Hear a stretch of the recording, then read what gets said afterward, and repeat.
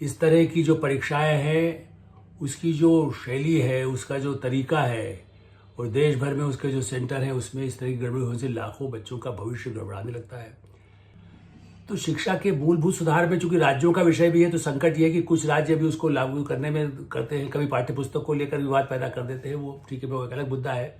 कि शिक्षा और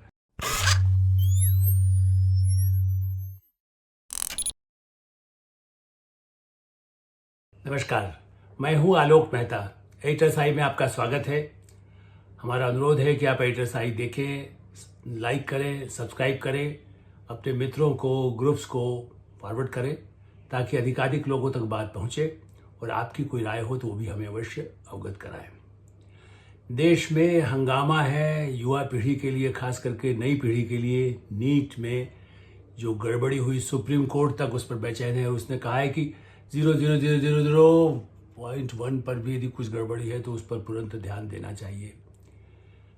अब नीट या कैट, मेरा मुद्दा ये है, नीट को लेकर के लाखों बच्चों ने जिस तरह से उसमें गड़बड़ियों को लेकर के सड़कों पर उतरे देश भर में, कई दिन से आप उसकी चर्चा सुन रहे होंगे, लेकिन मैं दूसरा मुद्दा उठा रहा हूं।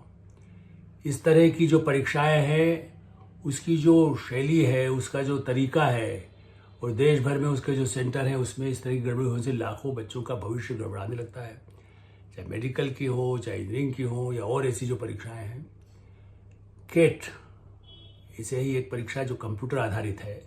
जिसमें रैंडम 20,000 होता है, उसी में से जब जैसा होता है उसी तरह निकलते हैं, चाहे वो जिसने उन प्रश्नों को तैयार किया उसको भी नहीं पता होता है।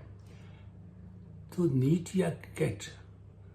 और प्रादेशिक स्तर पर जो प्रतियोगिताएं होती हैं, जब नौकरी के लिए कहें, भर्ती के लिए कहें, या परीक्षाओं के लिए कहें, उसमें जो गड़बड़ियां होती हैं उसको लेकर के भी निरंतर हंगामे होने लगे हैं। धन, आप ही देखिए, नीट को लेकर के भी आ रहा है कि बिहार जैसे राज्य में पैसा लेकर मंत्री तक का ऊपर चेहरा उभरे आना चाहिए, कि कहना चाहिए कि उसका नाम आ रहा है, कि वहां से भी गड़बड़ी की जिम्मेदारी तो अभी जांच हो रही है। आश्वासन सरकार ने भी दिया है, एक पुनर्परीक्षा जो कुछ बच्चों के लिए किया गया, लेकिन क्या पूरी ही परीक्षा दोबारा नहीं होनी चाहिए, ये भी मांग है। शिक्षा मंत्री धर्मेंद्र प्रधान पहले भी शिक्षा मंत्री थे, आज भी हैं। इसलिए ये कहना कि एनटीए ने किया है जांच, ये इसको ढीले ढंग से लेना, ये सरकार और सुप्रीम कोर्ट दोनों को इस मामले में जो रुख दिखाई दे रहा है, उससे लगता है कि इसमें तत्काल अविलंब कुछ क्रांतिकारी निर्णयों की आवश्यकता है। और इसलिए अपेक्षा की जाती है कि प्रधानमंत्री नरेंद्र मोदी, जो हमेशा शिक्षा के क्षेत्र को आगे बढ़ाना चाहते हैं, नालंदा भारत के सबसे पुराना विश्वविद्यालय जो रहा, उसके परिसर के नए, जिसको कह सकते हैं शिलान्यास, और उसको पूरा एक नया रूप देने, बीच में भी नालंदा विश्वविद्यालय को किया गया, लेकिन उसको सही ढंग से विस्तार करके उसकी शिक्षा से दुनिया को ज्ञान फिर से मिल सके। नालंदा और तक्षशिला से, चाणक्य के काल के समय से जब बात करते हैं, तो नालंदा और तक्षशिला दो ही क्षेत्र ऐसे थे। वो प्रधानमंत्री नरेंद्र मोदी के रहते शिक्षा की नीति को लेकर के 2020 में भी नीति बनी, शिक्षा की नव क्रांति जिसको मैं कहता हूं, और जिसके लिए मैंने एक पुस्तक भी लिखी, शिक्षा की नव क्रांति का शंखनाद। आप देखिए, इसीलिए वो 3 वर्ष हो गए हैं,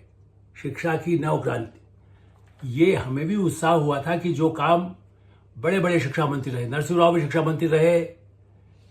आप ये कहेंगे कि भाई कितने नाम गिना सकता हूं,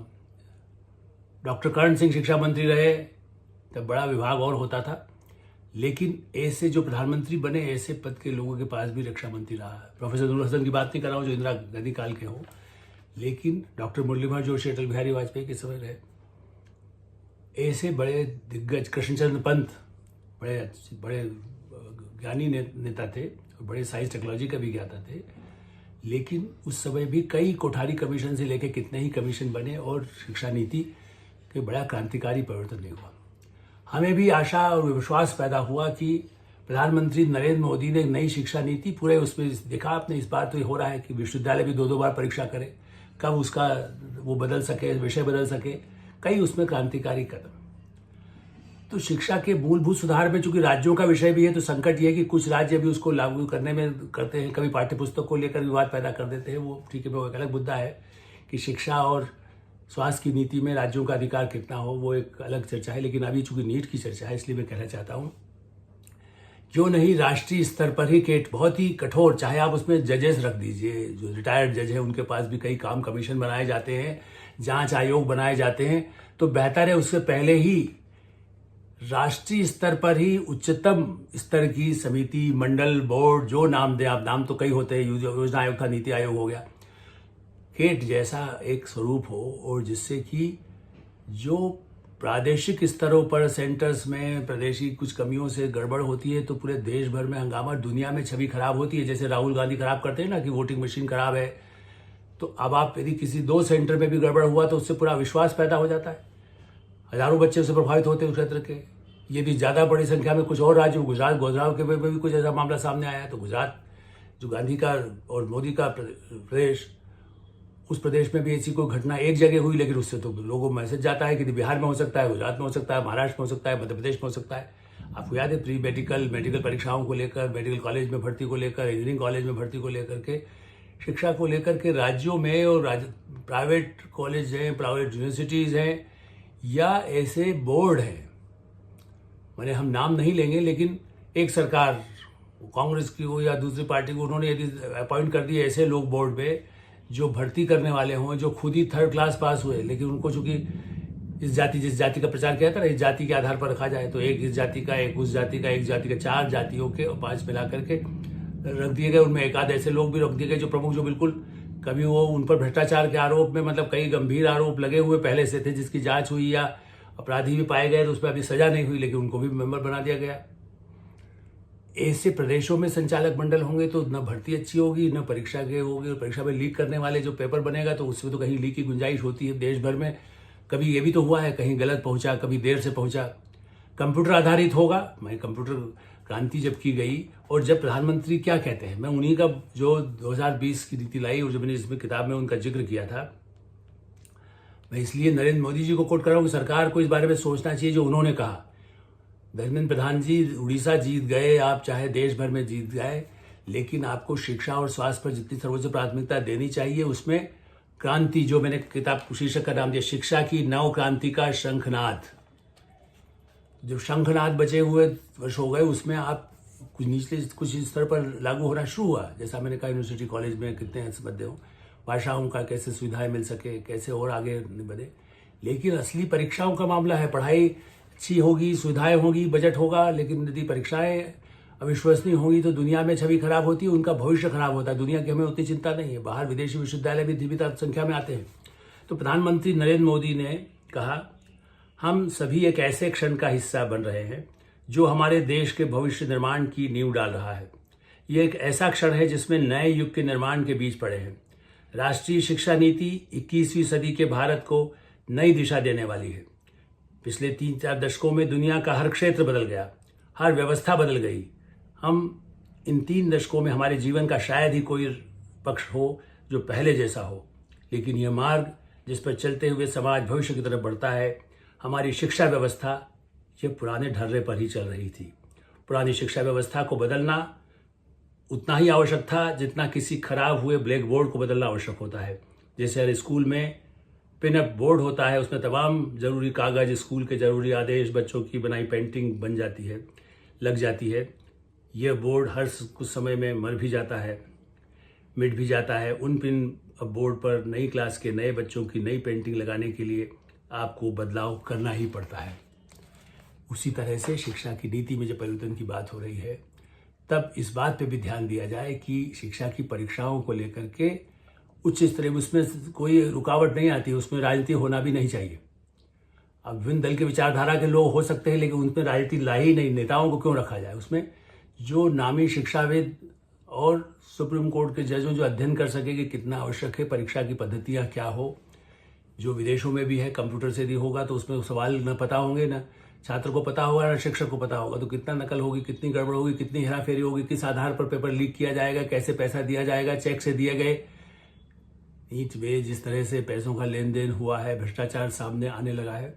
वो किसी भी कोयला घोटाले से कम नहीं माना जाता, चूंकि उनमें लाखों भविष्य जुड़ा हुआ है। मैं भी ये मानता हूं कि सही बात यह है कि कुछ ही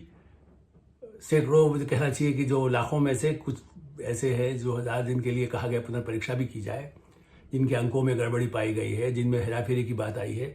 लेकिन नुकसान तो सबका हो रहा है, सारी विश्वसनीयता खत्म हो रही है। दूसरे बच्चे जो आने वाले वो कहेंगे हमें भी क्या है, हम भी 25 लाख 20 लाख हमारे बाप दे दें और उसके बाद पढ़ने की ज़रूरत ही नहीं है। कोचिंग सेंटर्स उनको लेकर के भी कितनी आत्महत्याएं बीच में होने लगी, इसीलिए परीक्षा में हम पास हुए कि नहीं हुए। मासूम बच्चे जो मारे जा रहे हैं, जिनकी मृत्यु हो रही है, ये गंभीर स्थितियां हैं। और इसलिए मैंने आज किसी और विशेष पर बात करने के बजाय इसी पर जोर दिया है कि आप देश की शिक्षा नीति को, प्रधानमंत्री नरेंद्र मोदी जो भी क्रांतिकारी न्याय संहिता 1 जुलाई से लागू होनी है, कोई टारगेट बना लिया जाए कि भाई 1 जनवरी 2025 से इसके बाद सिस्टम बदला जाएगा। विरोध हो सकता है, उसका भी हो। देश में तो अच्छे काम का हमेशा विरोध होता है, मंदिर निर्माण का भी विरोध हो सकता है, किसी नीति का भी विरोध हो सकता है, न्याय व्यवस्था का विरोध हो सकता है, चुनाव आयोग का विरोध हो सकता है, सुप्रीम कोर्ट को आलोचना गाली देने वाले बाद में दंडित भी हो, लेकिन उसकी भी आलोचना करने वाले मिल जाते हैं। तो यूं तो भगवान राम को लोगों ने नहीं छोड़ा था, कृष्ण को भी बुरा भला कहने वाले लोग तब भी थे। तो ऐसी स्थिति में ये कहा जाए कि आलोचना होगी, इसकी परवाह किए बिना शिक्षा की पूरे राष्ट्रीय स्तर पर एक समान व्यवस्था और समान परीक्षा पद्धति के लिए एक अभियान की आवश्यकता है। उसमें शिक्षाविदों की भूमिका, उसमें राजनीति की, जो देश का भविष्य जिनकी चिंता है, अंतर्राष्ट्रीय स्तर पर भी जो परीक्षाओं के सिस्टम है, उन सबको जो जानने वाले लोग हैं, उन सबका अध्ययन कर, उन सबको शामिल कर इस पूरी परीक्षा व्यवस्था को बदलने पर भी विचार करने का ये सही समय आ गया है। HSI में हम यही विराम देते हैं। आप HSI देखते रहें, सब्सक्राइब करें, लाइक करें, मित्रों को, ग्रुप्स को फॉरवर्ड करें।